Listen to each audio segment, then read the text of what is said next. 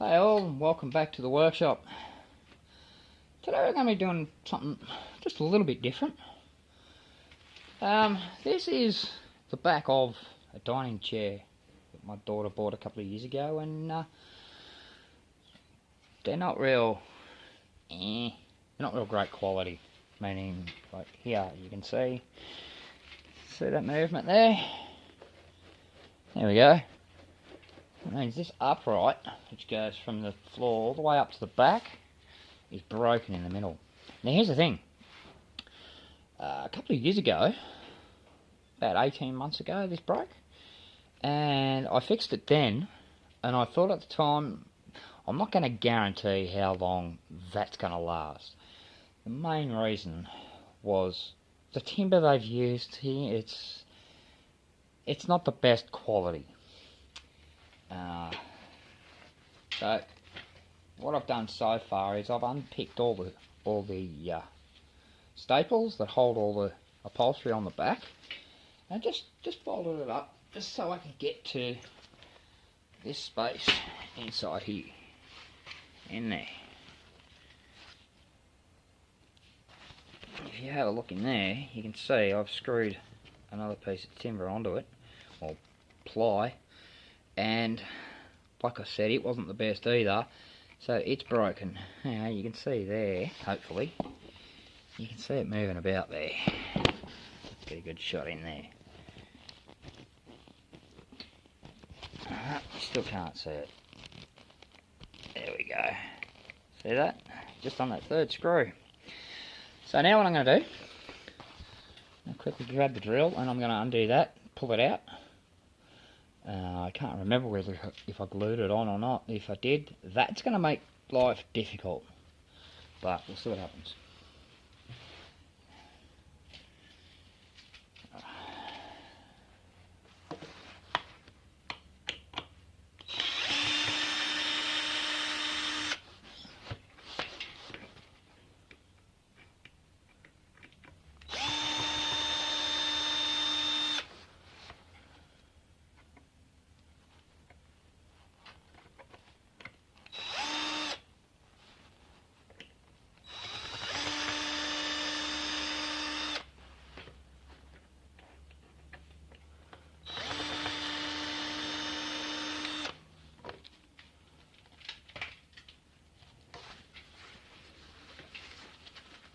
One, two, three, whoops, and four. Yeah, no, that's just, wow, that wasn't safe at all. That had already been cut. Actually, looks like I did glue it on, but that piece didn't hold.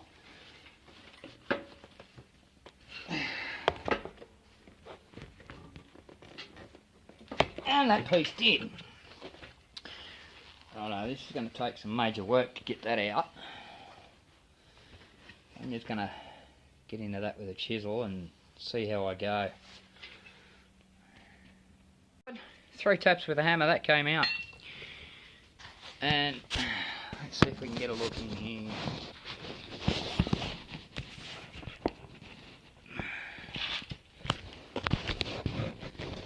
Look at the condition. Look at the state of that bit of wood.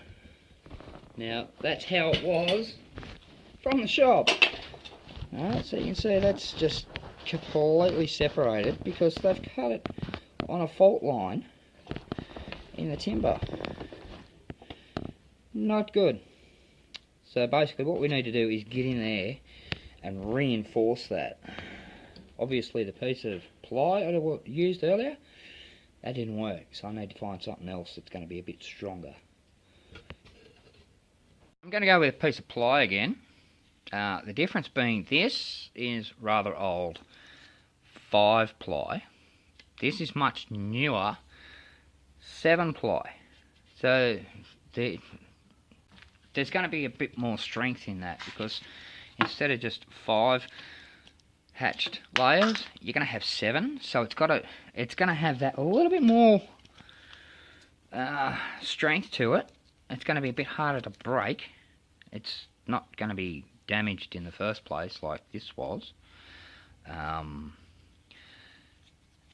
she's selling the chairs anyway, so what happens in 3 months' time, I don't care. So I've marked out 2 pieces because there's 2 chairs to repair. So I'm going to go ahead and cut them out on the bandsaw and screw them back in. Okay, so I've cut one piece out. Goes in sort of like that. Now, I'm going to get some wood glue. Splooge it in there. Hopefully it'll do something to hold it.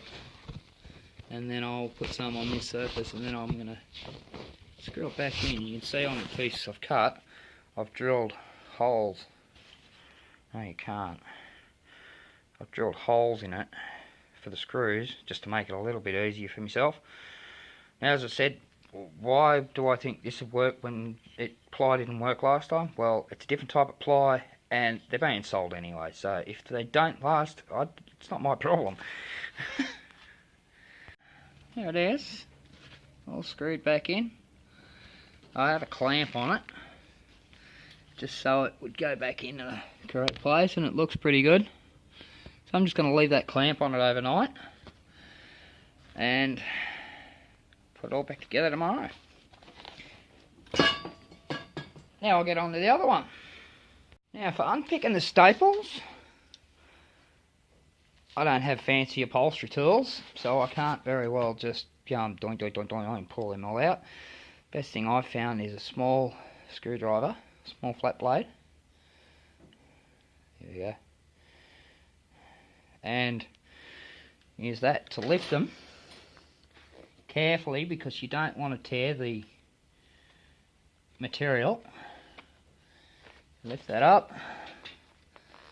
and then a pair of long nose pliers, get underneath it, and bang. Takes a while, but you get there.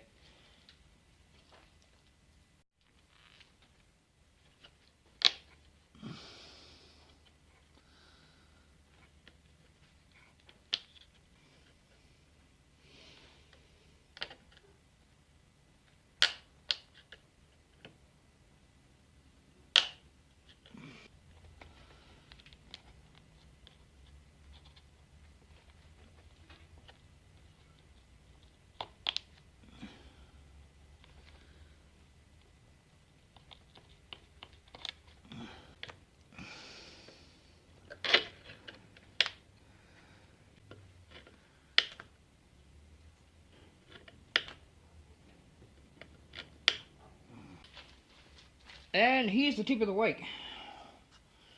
When doing stuff like this, you're going to end up with staples by the dozens. Instead of having to hold them in your hand and sticking them in your hand and all, then dropping them on the floor and having them all over your floor, get the lid off a paint tin. They're all contained, then you just empty that in the bin. There you go.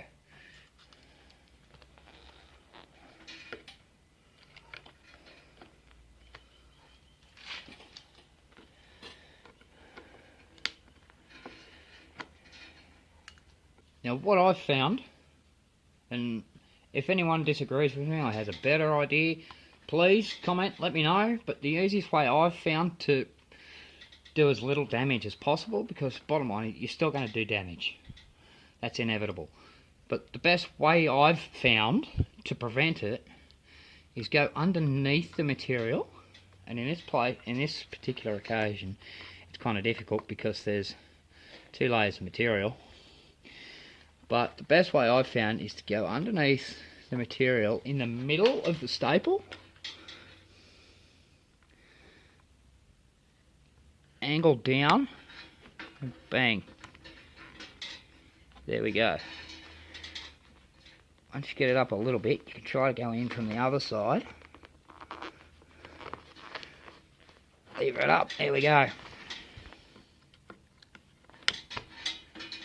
Now there's no more damage than the 2 screw holes. Ironically, I slipped here before and I actually did damage the material just a little bit, just there.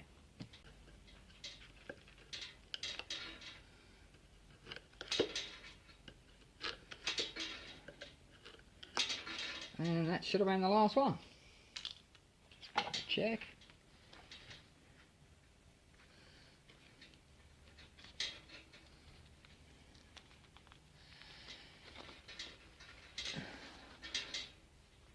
Yep, that's it.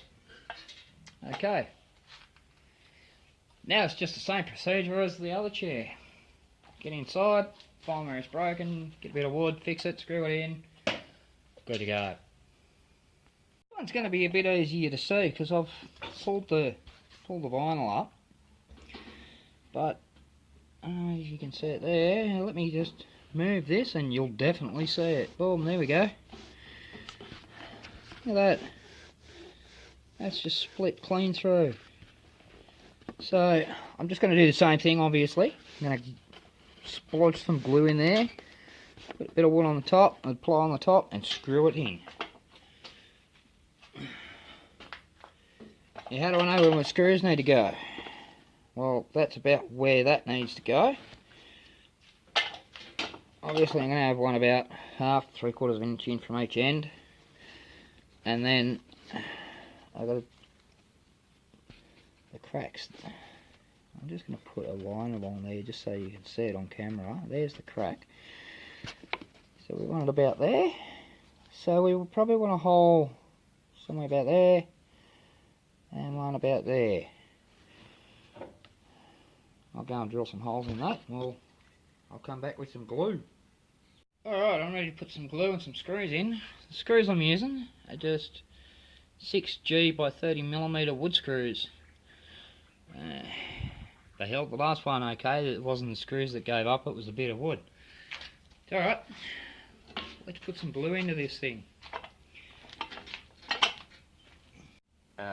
Bit of a whoops moment. I thought I was recording, obviously I was not. So there it is, I've glued it and screwed the piece in. Now, I screwed the two end ones in to give it some stability. Then I reached up to the end and pulled it around to close up this gap. The clamp will hold the bottom end, but you can see there's still a bit of movement in that there, like that. So if I move that, you can kind of see it moving around. There we go. Probably can't see it on camera. I can see it. So, again, that's job done. Wait for the glue to dry. Put it all, staple it all back on tomorrow. Suddenly thought to myself, why do I need to wait for the glue to dry? On the other one maybe, but this one, it's not going anywhere. There's very little movement in it. Whereas the other one's still clamped in place. So, how do we do this? Well, first of all, you're going to need a staple gun. Mine is electric. Yes, it's an Azito Bunnings Special. $35 this cost me, and it's been an absolute lifesaver. I've forgotten how many times I've used it, but I've used it on just about every one of my go-kart, mini bike, all those projects, and then some. And it's so easy to use. Flick it on at the back. It's already switched on. I don't know why. And it's got a little safety trigger here at the front. If that's not pressed down, you absolutely cannot pull the trigger. As soon as you press that down, bang, staple. So, let's start at the sides. Tuck it all back in how it was. There we go, nice and neat. Put it pretty much back where it was. Now, kind of need to make sure it's straight and even with the other side. So there looks about good. And stapling. Same thing on the other side. Stretch it in a bit. Not too much. Don't want to overstretch it. And bang. Sorry, that was off camera.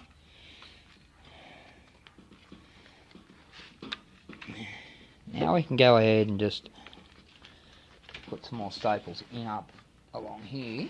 I'll put one about there. Oh, just caught it.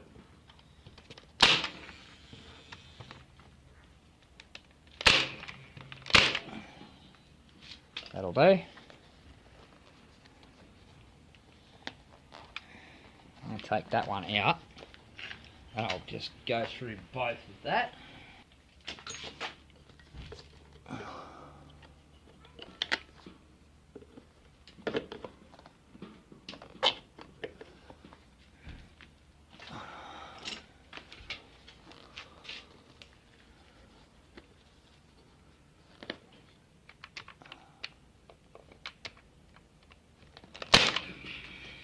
Go, and I'm just going to go out along here, spaced about a staple apart. Put them closer, right on top of each other if you want.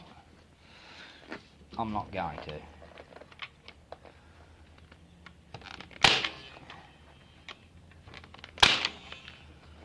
Well, that didn't work.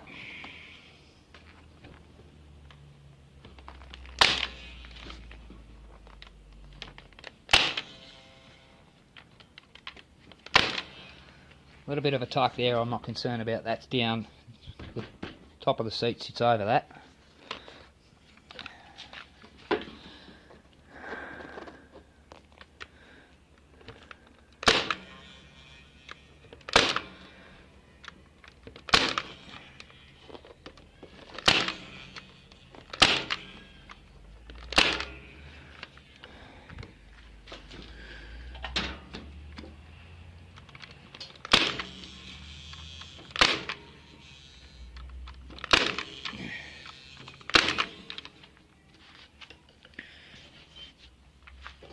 Alright, just got underneath the back here, across here, and we're done. I'm going to move it for that.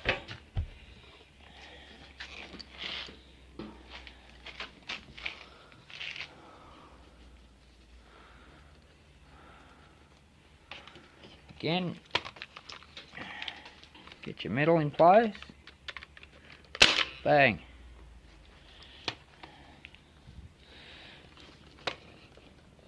Far right, or far left in my case. Other side, try and stretch it up a bit. Tuck it in. That's not working. Bang, missed.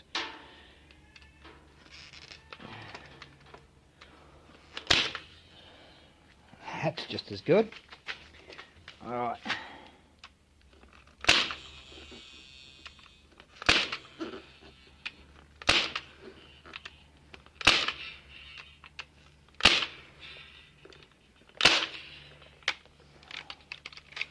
Out of staples. A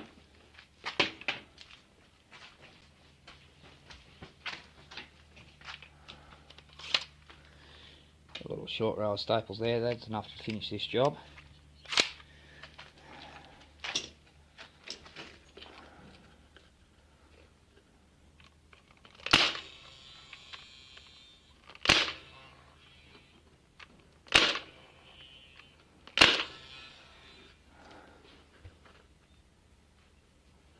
That one's done. It's not dry yet, but hey, it's secure-ish, and it's not going to be used in the near future, so it's going to have plenty of time for the glue to dry.